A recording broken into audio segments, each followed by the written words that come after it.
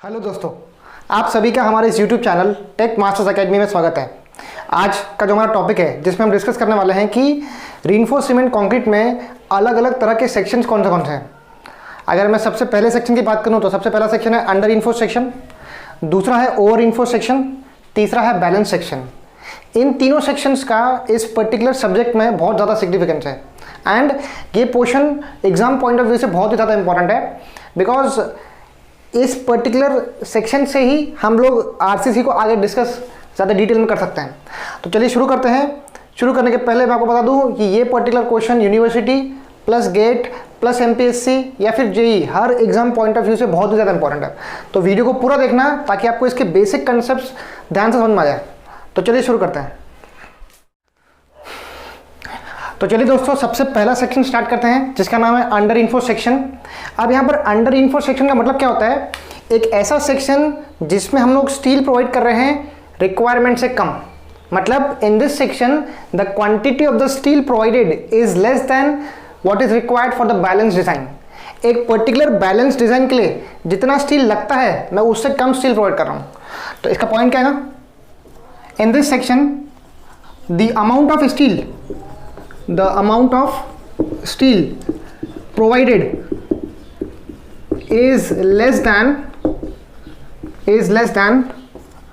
limiting steel।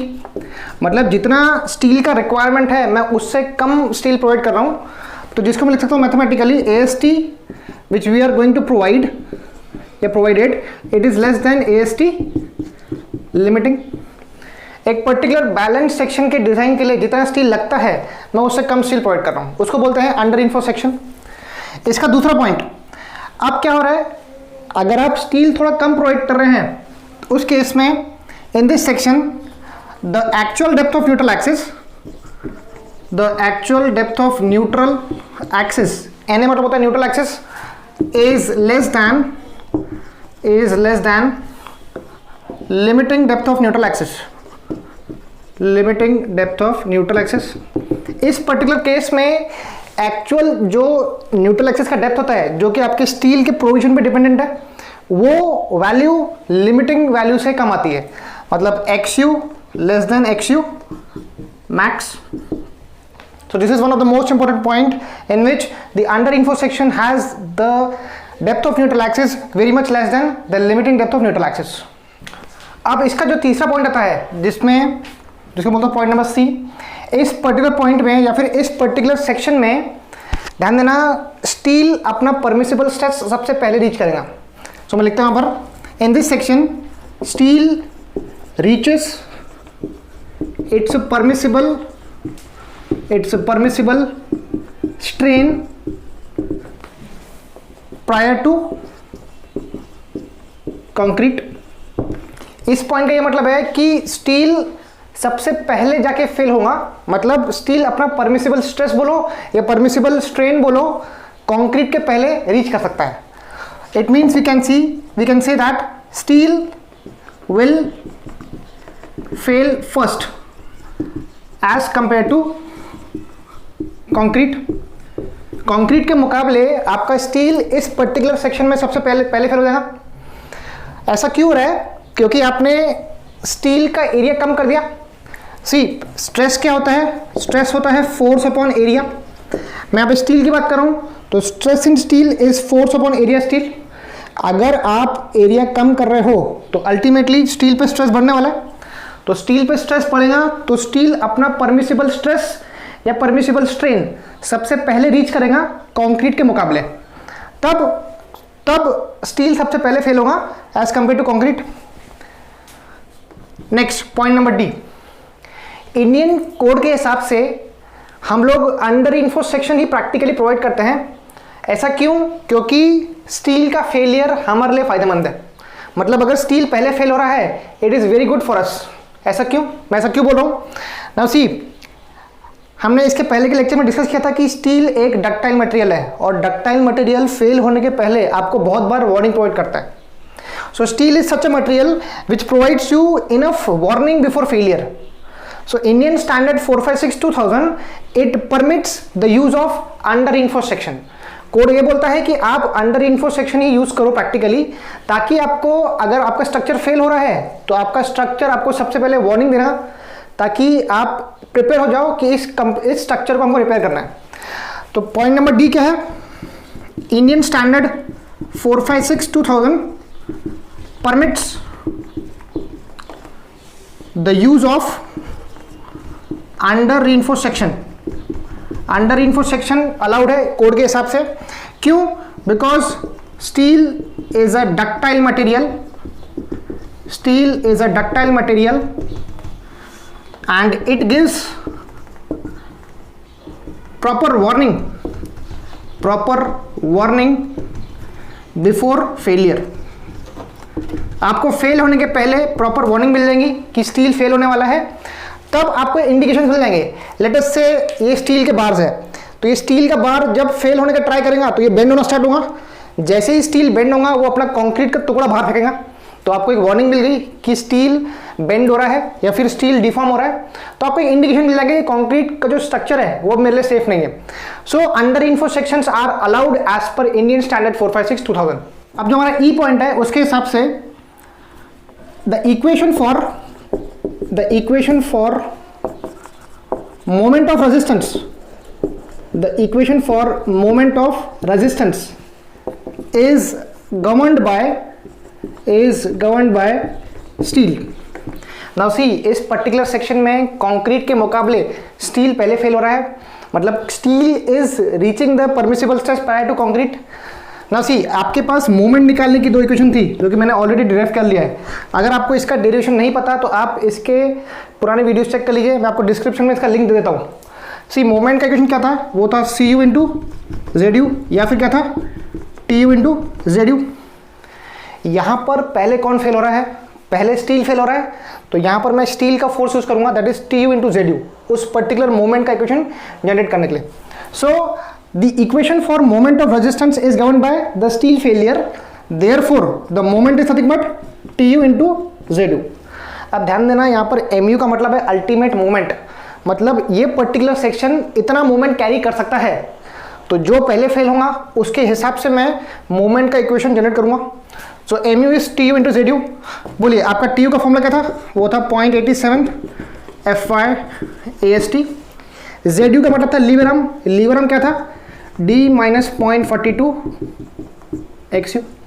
तो ये आपका मोमेंट का इक्वेशन आ गया अंडर इन्फो सेक्शन के लिए। अब यहाँ पर आप गलती मत करना न्यूमेरिकल सॉल्व करते वक्त। ना सी, मोमेंट का इक्वेशन क्या है 0.87 FY/AST D - 0.42 XU। आप न्यूमेरिकल में XU भी निकालने वाले हो, XU मैक्स भी निकालने वाले हो। आपको यूज करना है XU और XU मैक्स में से छोटा वाला, मतलब जो छोटी वैल्यू है। इस केस में छोटी वैल्यू कौन सी है, वो है XU, तो मैं यहाँ पर XU ही यूज करूंगा, XU मैक्स नहीं यूज करना है अंडर इन्फो सेक्शन में, ये आपको ध्यान देना, ठीक है। So this was all about the under info section. तो चलिए आगे बढ़ते हैं। अब जो नेक्स्ट सेक्शन है जिसका नाम है ओवर इन्फो सेक्शन। अब ध्यान देना, ओवर इन्फोस का मतलब क्या होता है यहाँ पर ओवर इन्फोस का मतलब ये होता है कि आप जो स्टील प्रोवाइड कर रहे हो वो लिमिटिंग स्टील से ज़्यादा है, मतलब एक्चुअल जो स्टील का प्रोविजन है वो रिक्वायरमेंट से ऊपर है। तो मेरा पहला पॉइंट मैं यहाँ पे शॉर्ट पे लिख रहा हूँ, point number A, the area of the या फिर amount of the steel provided it is greater than the limiting steel, means the actual area which you are providing is greater than the limiting amount of steel, मतलब जितना आपको requirement है। In second point, अगर आप steel का area बढ़ा दे रहे हो तो उससे क्या होता है, आपका एक्चुअल डेप्थ लिमिटिंग डेप्थ से बढ़ाएगा।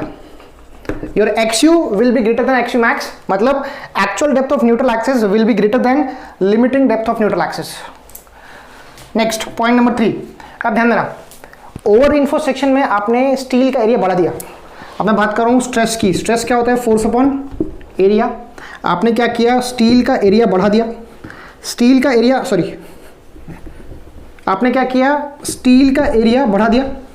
अगर आपने स्टील का एरिया बढ़ा दिया और स्ट्रेस और एरिया में एक इनवर्स रिलेशन है, स्टील का एरिया बढ़ गया तो उस पर स्ट्रेस घट गया। नाउ सी, स्टील का स्ट्रेस कम हो गया, मतलब अल्टीमेटली अभी कंक्रीट ज़्यादा स्ट्रेस लेगा। तो पॉइंट नंबर C में क्या आएगा, concrete reaches its permissible stress it's permissible stress, या फिर आप यहाँ पर परमिसिबल स्ट्रेन भी लिख सकते हो। Concrete reaches its permissible stress prior to steel, मतलब कंक्रीट चाहेगा कि वो सबसे पहले फेल हो, बिकॉज आपने स्टील का एरिया बढ़ा दिया, स्टील पे स्ट्रेस कम हो गया, तो अल्टीमेटली स्ट्रेस ट्रांसफर हो गया कंक्रीट पे। So concrete will reach its permissible stress prior to steel. It means what? Concrete will fail first. आपके केस में कंक्रीट अभी फेल होने वाला है स्टील के मुकाबले। अब ध्यान देना, अगर कोई भी स्ट्रक्चर में कंक्रीट सबसे पहले फेल हो रहा है तो ये सबसे खतरनाक कंडीशन है, मतलब ये बहुत ही डैमेजिंग कंडीशन है कोई भी स्ट्रक्चर के लिए, अगर आपका कंक्रीट सबसे पहले फेल हो रहा है तो। सी, कंक्रीट एक ब्रिटल मटेरियल है, जैसे कि हमने लास्ट लेक्चर्स में डिस्कस किया है। कंक्रीट एक ऐसा मटेरियल है जिसकी डक्टिलिटी बहुत ही कम है, एंड वो एक ब्रिटल मटेरियल की कैटेगरी में आता है। एंड ऐसे मटेरियल्स आपको फेल होने के पहले प्रॉपर वार्निंग नहीं देते, वो सडनली फेल हो जाते हैं। तो इसकी वजह से इंडियन स्टैंडर्ड 456-2000 कभी भी रिकमेंड नहीं करता है कि आप ओवर इन्फो सेक्शन यूज करो। आपको अगर स्टील लगाना है तो आप उसको अंडर रीइंफोर्स स्टेज पे ही रखो, ज्यादा स्टील मत प्रोवाइड करो। So an over info section is the one in which concrete will reach its permissible stress prior to steel. It means concrete will gonna fail first. So failure due to concrete is of brittle, or you can say compressional, or you can say sudden type. ये एक ऐसा material है जो suddenly fail हो सकता है। So therefore Indian standard 456-2000 do not recommend over reinforce section. मैंने पे शॉर्ट पे लिखा हूं OR सेक्शन, मतलब over enforce section. Indian standard 456 कभी भी अलाउ नहीं करता है कि आप ओवर इन्फोर्स सेक्शन को यूज करो, बिकॉज ऐसे सेक्शंस आपको सफिशिएंट वार्निंग नहीं दे रहे हैं फेल होने के पहले। तो ऐसे सेक्शंस बहुत ही खतरनाक है हमारे लाइफ के लिए, और तो आपको कभी भी अपने सेक्शन में ओवर इन्फोर्स सेक्शंस को प्रमोट नहीं करना है। The equation for moment of resistance, this is MOR, मतलब moment of resistance is governed bye concrete. आपके सिस्टम में अभी कंक्रीट सबसे पहले फेल हो रहा है, तो आपको मोमेंट का इक्वेशन कंक्रीट के बेसिस पे जनरेट करना पड़ेगा। बोलिए, आपका MU का इक्वेशन क्या है? वो आएगा CU इंटू ZU। ध्यान देना, CU इंटू ZU के ले रहा हूँ क्योंकि यहाँ पे CU का मतलब है ultimate compressive force taken by concrete. So CU क्या था? 0.36 FCK B इंटू XU, और लीवरम क्या था आपका? वो था D माइनस 0.42 XU। अब यहाँ पर जो मोस्ट इंपॉर्टेंट पॉइंट है जहाँ पर सब लोग गलती करते हैं वो ये है कि अगर आप ओवर इन्फोर्स सेक्शन की बात करते हो तो आपने क्या कहा, जो XU का वैल्यू है वो XU मैक्स से बड़ा है। तब इन दोनों में से जो छोटी वैल्यू है, आप कौन सी छोटी वैल्यू है? अब XU मैक्स छोटी वैल्यू है, तो आपको ओवर इन्फोर्स सेक्शन में यहाँ पर स्मॉलर वैल्यू को यूज करना है, क्योंकि आपको अपनी स्ट्रेंथ को मिनिमाइज करना है। तो XU max will give you the minimum value of MU। तो हम लोग यहाँ पर XU मैक्स यूज करेंगे, यहाँ पर भी XU मैक्स यूज करेंगे। तो ये पॉइंट बहुत इंपॉर्टेंट है, जिसके हिसाब से मोमेंट की इक्वेशन में CU इंटू ZU आ रहा है, उसके हिसाब से 0.36 FCK B इंटू XU, यहाँ पे XU के बदले XU मैक्स यूज करना है, क्योंकि XU और XU मैक्स में से जो मिनिमम वैल्यू है वो है XU max. So we need to use XU max in this equation. तो this was all about over info section. अब जो लास्ट सेक्शन हम लोग डिस्कस करने वाले हैं जिसका नाम है बैलेंस सेक्शन। अगर मैं आपको बैलेंस सेक्शन के बारे में ब्रीफ करूं तो बैलेंस सेक्शन ऐसा कोई प्रैक्टिकली नाम अवेलेबल नहीं है। Balance section is not valid for practical purpose, it is just for the theoretical purpose. जिसमें क्या होता है, सबसे पहला पॉइंट क्या है, जितना आप स्टील प्रोवाइड कर रहे हो, the amount of steel provided is equal to the limiting steel, मतलब जितना रिक्वायरमेंट है आप उतना प्रोवाइड कर रहे हो। सेकेंड स्टेप क्या है इसका, सेकेंड पॉइंट क्या है, इसमें जो भी एक्चुअल डेप्थ है न्यूट्रल एक्सिस की, that will be equal to limiting depth of neutral axis. The actual depth of neutral axis in a balance section will be equal to the limiting depth of neutral axis.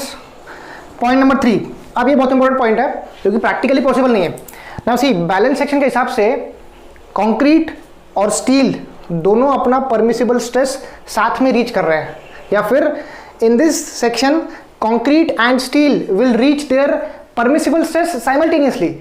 ऐसा possible नहीं है practically. So in this section concrete and steel reach its permissible stress simultaneously, which is not practically feasible, practically possible नहीं वैसा। so balance section में concrete और steel दोनों साथ में फेल हो रहा है। so आखिरी जो पॉइंट रहेगा that is the equation for moment of resistance is given as. अब ध्यान देना, बैलेंस सेक्शन में दोनों साथ में फेल हो रहा है। अब दिक्कत यहाँ आती है कि मैं मोमेंट ऑफ रेजिस्टेंस का इक्वेशन किसके बेसिस पे निकालूं। तो कोड के हिसाब से अगर हम इसको डिस्कस करें, सी कंक्रीट एंड स्टील दोनों में से वीक कौन है? ऑफ कोर्स आपका कंक्रीट वीक है। तो बैलेंस सेक्शन के लिए आप लोग क्या कर सकते हो, मोमेंट का इक्वेशन कंक्रीट के बेसिस पे जज कर सकते हो। You can write the moment equation as C U into Z U, क्योंकि बैलेंस सेक्शन में दोनों साथ में फेल हो रहा है। बट इन दोनों में से जो वीक है, कंक्रीट वीक है, so I can say that for the balance section the equation for moment of resistance is nothing but C U into Z U. तो वो आता है 0.36 FCK B। यहाँ पे आप लोग यूज कर लो एक्स यू मैक्स, क्योंकि एक्स यू और X U max almost same ही है। एंड इसका लीवर हम क्या था, D minus 0.42 X U max. तो ये हो गया इसका बैलेंस सेक्शन का इंपॉर्टेंट पॉइंट्स, जिसमें जितना आप स्टील का रिक्वायरमेंट है आप उतना प्रोवाइड कर रहे हो, जितना आपको एक्चुअल डेप्थ है उतना ही लिमिटिंग डेप्थ है। कंक्रीट और स्टील दोनों साथ में फेल हो रहे हैं, जिसकी वजह से जो मूवमेंट का इक्वेशन है वो मैं किसके बेसिस पे जज कर रहा हूँ, कंक्रीट के बेसिस पे, क्योंकि कंक्रीट थोड़ा वीक है as compare to steel. So I can say that MU is CU into ZU। तो ये था all about the types of sections जिसमें हमने डिस्कस किया under reinforced, over reinforced and the balance section. इस particular topic पे बहुत सारे ऑब्जेक्टिव क्वेश्चन पूछ चुके हैं जो कि हम आगे के लेक्चर्स में डिस्कस करने वाले हैं। तो हमारे चैनल पे बने रहिए ताकि आपको इससे ज़्यादा से ज़्यादा नॉलेजेबल कंटेंट मिलता रहे। Thank you so much.